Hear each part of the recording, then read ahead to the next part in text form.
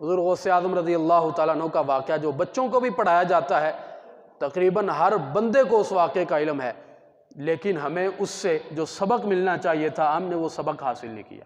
ہم نے وہ کرامت سنی، سبحان اللہ، واہ واہ، سبحان اللہ، کیا بات ہے، داد دے دی، لیکن ہم نے سمجھا نہیں کہ اس کے اندر ہمارے لیے درس کیا ہے، ہمارے لیے سبق کیا ہے۔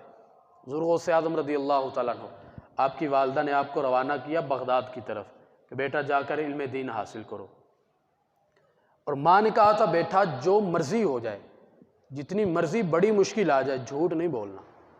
وعدہ کیا، اماں جی جھوٹ نہیں بولوں گا۔ 40 دینار تھے آپ کے جبے کے اندر، آپ کی والدہ نے سی دیے کہ یہ وہاں پر زاد راہ کے طور پر بھی کام آئیں گے اور وہاں پر تمہارے کام آئیں گے، تو پیسے ساتھ لے جاؤ۔ 40 دینار حضور غوث پاک کے ساتھ تھے۔ رستے کے اندر قافلے نے پڑاؤ ڈالا، ڈاکوں نے حملہ کر دیا۔ اب میں تفصیل کے ساتھ واقعہ نہیں سنا سکتا، آپ سب احباب کو واقعے کا علم ہے، میں اصل مقصد کی طرف آنا چاہتا ہوں۔ غوث پاک رضی اللہ تعالیٰ عنہ کے پاس ڈاکو آیا، پوچھا کہ بچے تمہارے پاس کوئی چیز ہے؟ فرمایا ہاں 40 دینار ہیں۔ تو وہ ہنس کر چلا گیا، بچہ ایسے ہی کر رہا ہے۔ دوسرا آیا، وہ بیٹے تمہارے پاس بھی کوئی چیز ہے؟ کہا ہاں میرے پاس 40 دینار ہیں۔ وہ کہنے لگا بچہ ایسے ہی ہمارے ساتھ مذاق کر رہا ہے۔ تو 2-3 دفعہ بندے آئے، باری باری پوچھا، آپ نے سب کو یہی جواب دیا۔ سردار کے پاس سارے قافلے کا سامان پہنچ گیا۔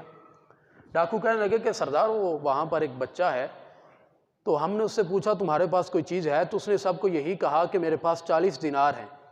ہمیں تو لگا تھا کہ شاید وہ مذاق کر رہا ہے۔ تو ڈاکوں کے سردار نے کہا کہ اس بچے کو بلا کر لاؤ۔ غوث پاک کو لے کر آئے۔ ڈاکوں کا سردار کہنے لگا بیٹے تمہارے پاس کوئی چیز ہے؟ فرمایا ہاں میرے پاس 40 دینار ہیں۔ کہنے لگا اچھا کہاں ہیں؟ آپ نے فرمایا میرے جبے کے اندر سلے ہوئے ہیں۔ جبہ اتار کر جب دیکھا گیا تو واقعی 40 دینار تھے۔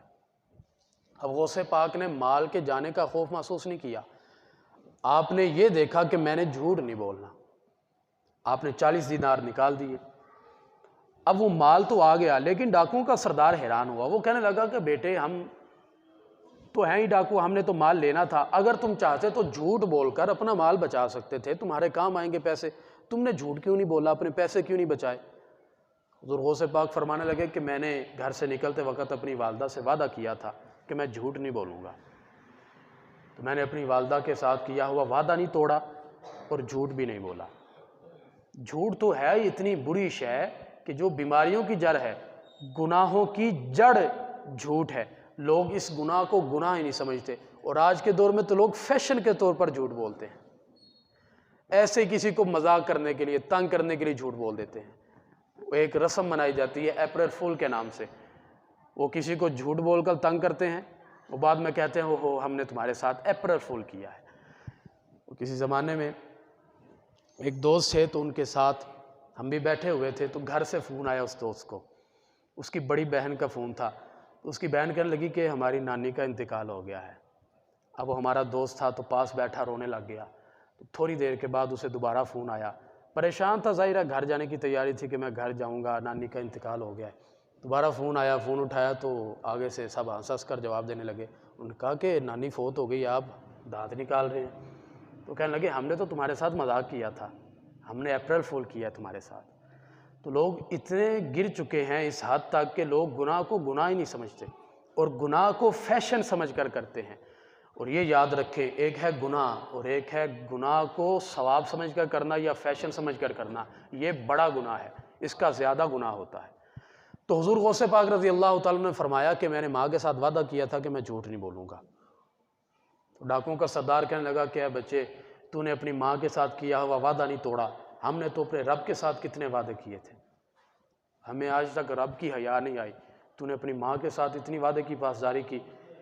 تو غوث پاک رضی اللہ تعالیٰ عنہ کے اس سچ کی برکت سے ڈاکوؤں کے سردار نے کہا کہ میں سارا سامان واپس کرتا ہوں آپ کے قافلے والوں کو، اور میں آج ہی گناہوں سے توبہ کرتا ہوں، آج کے بعد کوئی ڈاکہ نہیں ڈالوں گا، کوئی چوری نہیں کروں گا۔ ڈاکوؤں کے وہ سردار نے توبہ کر لی، تو باقی سارے کہنے لگے کہ سردار کل تک ہم تیرے ہر گناہ میں شریک تھے، آج نیکی کی باری آئی ہے تو تو ہم سے پہلے نمبر لینا چاہتا ہے، ہم بھی تیرے ساتھ جائیں گے، جہاں تو جائے گا ہم بھی تیرے ساتھ توبہ کر کے وہیں جائیں گے۔ ہم نے غوث پاک کا یہ واقعہ سنا، سبحان اللہ کہا، ماشاء اللہ کہا، داد دی۔ غوث پاک کی کرامت ہے، لیکن اصل جو اس واقعے سے ہمیں سبق ملتا ہے، جو درس ملتا ہے، وہ یہ ہے کہ ہم نے سچ کا دامن تھام کر رکھنا ہے، جھوٹ نہیں بولنا۔ تو اتنا عرصہ ہو گیا واقعہ سنتے ہوئے، لیکن کسی بندے نے سوچا ہی نہیں کہ یار غوث پاک نے جھوٹ نہیں بولا تھا، تو سچ کی برکت سے وہ سارے کا سارا ڈاکوؤں کا جو قافلہ تھا، ڈاکوؤں کا گروہ تھا، انہوں نے توبہ کر لی تھی۔ تو ہم بھی اپنے آپ کو سچ کے اندر لے آئیں، ہم بھی سچ بولنا شروع کر دیں۔ اگر کسی کا فائدہ نہ بھی ہو، کم از کم ہمارا فائدہ تو ہوگا سچ بولنے سے۔ اس کی طرف ہماری توجہ نہیں۔ جو اصل کے اندر غوث پاک کی زندگی کا درس ہے، جو ان کی تعلیمات ہیں، ان کی طرف توجہ کرنے کی ضرورت ہے۔ جب ہم ان کی طرف آئیں گے، اب دیکھیں کرامت تو غوث پاک کی ہے، لیکن اس کرامت کا اظہار کیسے ہوا؟ سچ بولنے کی وجہ سے۔ تو آج غوث پاک کا ماننے والا 11ویں کا ختم تو دلاتا ہے، لیکن جھوٹ اتنا بولتا ہے اور کہتا ہے کہ جھوٹ کے بغیر کاروبار ہی نہیں چلتا، تو غوث پاک کا ماننے والا تو نہ ہوا۔ انہوں نے غوث پاک کو مان لیا، لیکن غوث پاک کی سیرت کو نہیں مانا، غوث پاک کے کردار کو نہیں اپنایا۔ بھائی نعرے لگانے سے، لنگر کھلانے سے، محفلیں کروانے سے ایک آسان ترین طریقہ ہے اپنے آپ کو غوث پاک کا غلام اور اپنے آپ کو قادری ظاہر کرنے کا، کہ ہمارا کردار حضور غوث پاک جیسا بن جائے۔ ہم اپنے کردار کو ایسا بنا لیں کہ ہم غوث پاک رضی اللہ تعالیٰ عنہ کی سیرت پر عمل کرنے والے بن جائیں، تو ہم کامیاب ہیں۔ حضور غوث پاک رضی اللہ تعالیٰ عنہ کا معمول رہا، 15 سال تک آپ روزانہ ایک رات میں مکمل قرآن پاک کی تلاوت کیا کرتے تھے۔ غوث پاک مکمل قرآن پاک ایک رات میں پڑھ لیں، غوث پاک کا ماننے والا سال کے بعد رمضان میں قرآن کھول کر دیکھے تو یہ کیسی محبت ہے۔ ہم اگر ایک رات میں مکمل قرآن نہیں پڑھ سکتے، ایک سپارہ نہیں پڑھ سکتے، کوئی سختی نہیں، ایک رکوع تو ایک دن میں پڑھ ہی سکتے ہیں، تو غوث پاک کا ماننے والا قرآن نہ پڑھے، کہے کہ میں غوث پاک کا ماننے والا ہوں۔ روزانہ غوث پاک کا معمول تھا ایک رات میں 1000 رکعات نوافل پڑھا کرتے تھے۔ اور غوث پاک کا ماننے والا فرض نماز ہی نہیں پڑھتا، نوافل کب پڑھے گا؟ نوافل کا حساب نہیں ہوگا، فرض کا تو حساب ہوگا، کم از کم فرائض کی طرف تو توجہ کریں، اپنے آپ کو اس طرف تو لے کر آئیں۔ تو یہ جو غوث پاک رضی اللہ تعالیٰ عنہ کی زندگی کی اصل روشنی ہے، جو اصل حقائق ہیں، جو اصل مناظر ہیں، انہیں ہم نے دیکھنا ہے اور ان کی طرف توجہ کرنے کی ضرورت ہے۔ جب ہم ان کی طرف توجہ کریں گے تو پھر غوث پاک بھی ہم سے راضی ہوں گے اور مدینہ پاک کے اندر رہنے والی سرکار بھی ہم سے راضی ہو جائیں گے۔ اصل مقصد تو یہی ہے نا۔ تو لہذا ان دنیا داری کے معاملات سے ٹھورا نکلیں اور اپنے آپ کو بزرگوں کے طریقے پر چلانے کی کوشش کریں۔ بزرگان دین پر جب آپ ان کی سیرت پر عمل کرنا شروع کر دیں گے تو آپ کی زندگی کے اندر بہار آ جائے گی، آپ کی زندگی پہلے سے زیادہ بہتر ہو جائے گی۔ اور جو بندہ گناہ چھوڑنے کا ارادہ کرتا ہے، پھر اللہ تعالیٰ اس کی مدد فرماتا ہے اور اسے توبہ کے اوپر استقامت عطا فرما دیتا ہے۔ ہمارا تو کام ہے صرف ارادہ کرنا، اپنے آپ کو سمجھانا کہ یار یہ کام غلط ہے، یہ کام نہیں کرنا۔ ہم غوث پاک کے ماننے والے ہیں، کم از کم اتنا حق تو بنتا ہے کہ ہم اگر ایک رات میں قرآن نہیں پڑھ سکتے تو ایک رکوع ایک دن میں ضرور پڑھیں۔ اتنا حق تو غوث پاک کے ماننے والوں کا بنتا ہے۔